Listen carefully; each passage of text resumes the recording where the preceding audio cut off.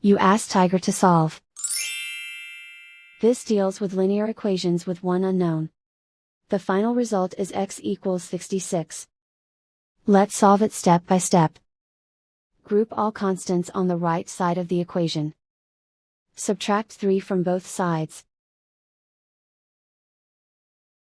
Group like terms.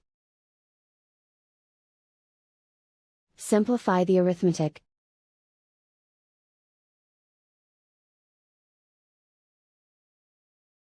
Isolate the x. Multiply both sides by inverse fraction 2 over -1.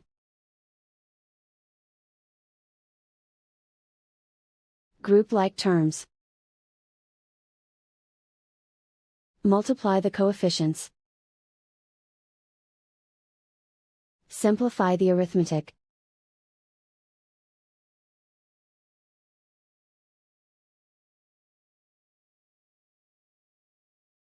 And so the final result is x equals 66.